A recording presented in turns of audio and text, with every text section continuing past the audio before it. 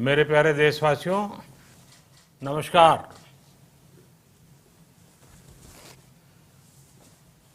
Corona वैश्विक महामारी के खिलाफ लड़ते लड़ते अब हम अनलॉक 2 में प्रवेश कर रहे हैं और हम उस मौसम में भी प्रवेश कर रहे हैं जहां सर्दी, जुकाम, खांसी, बुखार, ये सारे न जाने क्या क्या होता है, ये मामले बढ़ जाते हैं। ऐसे में मेरी आप सभी देशवासियों से प्रार्थना है कि ऐसे समय अपना ध्यान रखिए। साथियों, ये बात सही है कि अगर कोरोना से होने वाली मृत्यु दर को देखें तो दुनिया के अनेक देशों की तुलना में भारत संभली हुई स्थिति में है। समय पर किए गए लॉकडाउन और अन्य फैसलों ने भारत में लाखों लोगों का जीवन बचाया है, लेकिन हम ये भी देख रहे हैं कि जब से देश में अनलॉक 1 हुआ है, व्यक्तिगत और सामाजिक व्यवहार में लापरवाही जरा बढ़ती ही चली जा रही है। पहले हम मास्क को लेकर, 2 गज की दूरी को लेकर 20 सेकंड तक दिन में कई बार हाथ धोने को लेकर बहुत सतर्क थे, लेकिन आज जब हमें ज्यादा सतर्कता की जरूरत है तो लापरवाही बढ़ना बहुत ही चिंता का कारण है। साथियों, लॉकडाउन के दौरान बहुत गंभीरता से नियमों का पालन किया गया था। अब सरकारों को, स्थानीय निकाय की संस्थाओं को, देश के नागरिकों को फिर से उसी तरह की सतर्कता दिखाने की जरूरत है। विशेषकर कंटेनमेंट जोन्स, उस पर तो हमें बहुत ध्यान देना होगा। जो भी लोग नियमों का पालन नहीं कर रहे हैं, हमें उन्हें टोकना होगा, रोकना होगा और समझाना भी होगा। अभी आपने खबरों में देखा होगा, एक देश के प्रधानमंत्री पर 13,000 रुपये का जुर्माना इसलिए लग गया क्योंकि वो सार्वजनिक स्थल पर मास्क पहने बिना गए थे। भारत में भी स्थानीय प्रशासन को इसी चुस्ती से काम करना चाहिए। ये 130 करोड़ देशवासियों के जीवन की रक्षा करने का अभियान है। भारत में गांव का प्रधान हो या देश का प्रधानमंत्री, कोई भी नियमों से ऊपर नहीं है। साथियों, लॉकडाउन के दौरान देश की सर्वोच्च प्राथमिकता रही ऐसी स्थिति न आए कि किसी गरीब के घर में चूल्हा न जले।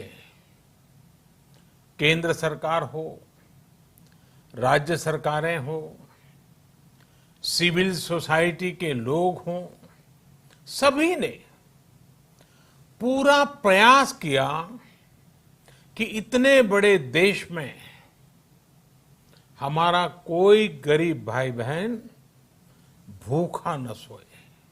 देश हो या व्यक्ति, समय पर फैसले लेने से, संवेदनशीलता से फैसले लेने से किसी भी संकट का मुकाबला करने की शक्ति अनेक गुना बढ़ जाती है। इसलिए लॉकडाउन होते ही सरकार प्रधानमंत्री गरीब कल्याण योजना लेकर आई। इस योजना के तहत गरीबों के लिए 2.25 लाख करोड़ रुपए का पैकेज दिया गया। साथियों, बीते 3 महीनों में 20 करोड़ गरीब परिवारों के जनधन खातों में सीधे 31,000 करोड़ रुपया जमा करवाए गए हैं। इस दौरान 9 करोड़ से अधिक किसानों के बैंक खातों में 18,000 करोड़ रुपए जमा हुए हैं। इसके साथ ही गांवों में श्रमिकों को रोजगार देने के लिए प्रधानमंत्री गरीब कल्याण रोजगार अभियान तेज गति से आरंभ कर दिया गया है। इस पर सरकार 50,000 करोड़ रुपए खर्च कर रही है। लेकिन साथियों, एक और बड़ी बात है जिसने दुनिया को भी हैरान किया है, आश्चर्य में डुबो दिया है। वो ये कि कोरोना से लड़ते हुए भारत में 80 करोड़ से ज्यादा लोगों को 3 महीने का राशन, यानी परिवार के हर सदस्य को 5 किलो गेहूं या चावल मुफ्त दिया गया। इसके अतिरिक्त प्रति परिवार हर महीने 1 किलो दाल भी मुफ्त दी गई। यानी एक तरह से देखें तो अमेरिका की कुल जनसंख्या से 2.5 गुना अधिक लोगों को, ब्रिटेन की जनसंख्या से 12 गुना अधिक लोगों को और यूरोपियन यूनियन की आबादी से लगभग 2 गुने से ज्यादा लोगों को हमारी सरकार ने मुफ्त अनाज दिया है। साथियों, आज मैं इसी से जुड़ी एक महत्वपूर्ण घोषणा करने जा रहा हूं। साथियों, हमारे यहां वर्षा ऋतु के दौरान और उसके बाद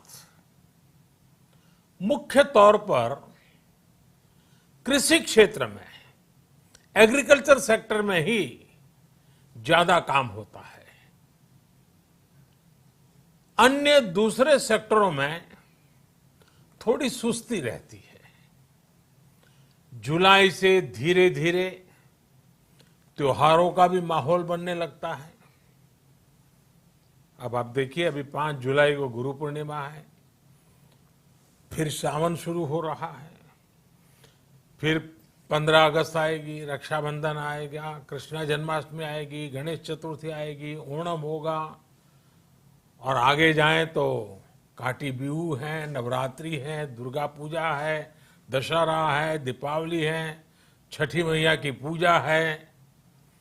त्योहारों का ये समय जरूरतें भी बढ़ाता है, खर्च भी बढ़ाता है।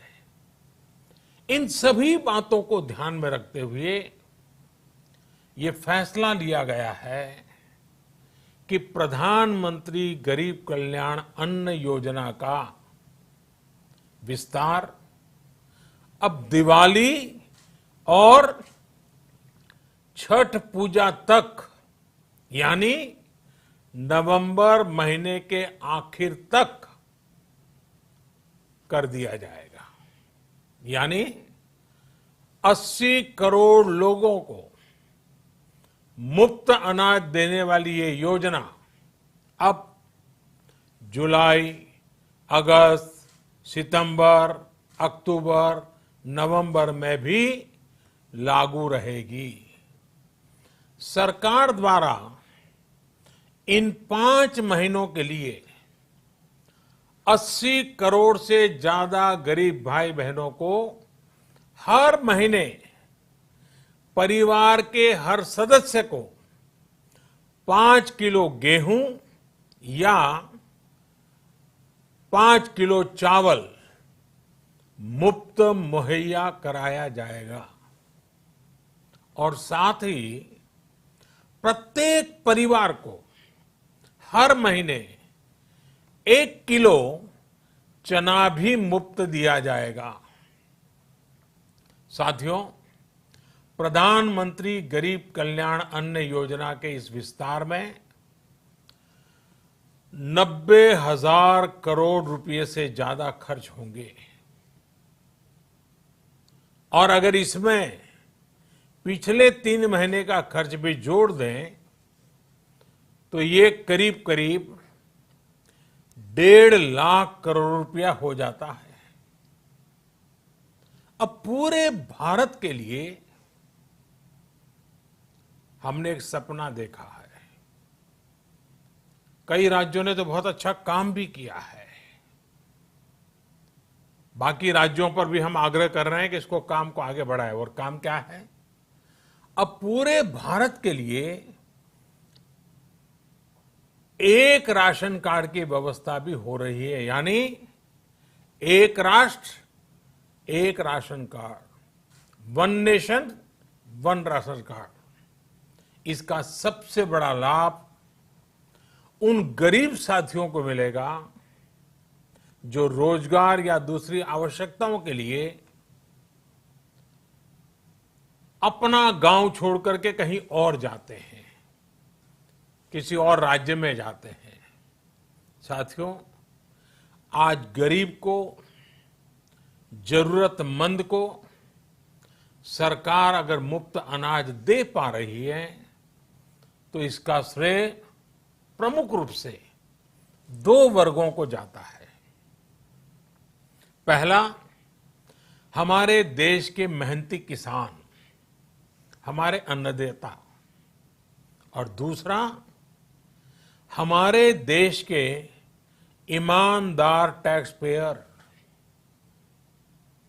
आपका परिश्रम, आपका समर्पण ही जिसकी वजह से देश ये मदद कर पा रहा है। आपने देश का अन्न भंडार भरा है, इसलिए आज गरीब का, श्रमिक का चूल्हा जल रहा है। आपने ईमानदारी से टैक्स भरा है, अपना दायित्व निभाया है, इसलिए आज देश का गरीब इतने बड़े संकट से मुकाबला कर पा रहा है। मैं आज हर गरीब के साथ ही देश के हर किसान, हर टैक्स पेयर का हृदय से बहुत बहुत अभिनंदन करता हूं, उन्हें नमन करता हूं। साथियों, आने वाले समय में हम अपने प्रयासों को और तेज करेंगे। हम गरीब, पीड़ित, शोषित, वंचित हर किसी को सशक्त करने के लिए निरंतर काम करेंगे।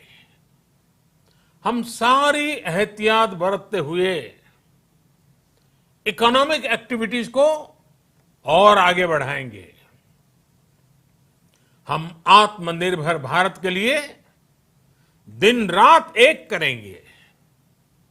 हम सब लोकल के लिए वोकल होंगे। इसी संकल्प के साथ हम 130 करोड़ देशवासियों को मिलजुल करके संकल्प के साथ काम भी करना है, आगे भी बढ़ना है। फिर से एक बार मैं आप सबसे प्रार्थना करता हूं, आपके लिए भी प्रार्थना करता हूं, आपसे आग्रह भी करता हूं, आप सभी स्वस्थ रहिए, 2 गज की दूरी का पालन करते रहिए, गमछा, फेस कवर, मास्क ये हमेशा उपयोग कीजिए, कोई लापरवाही मत बरतिए। इसी आग्रह, इसी कामना के साथ मैं आप सभी को बहुत बहुत शुभकामनाएं देता हूं। धन्यवाद।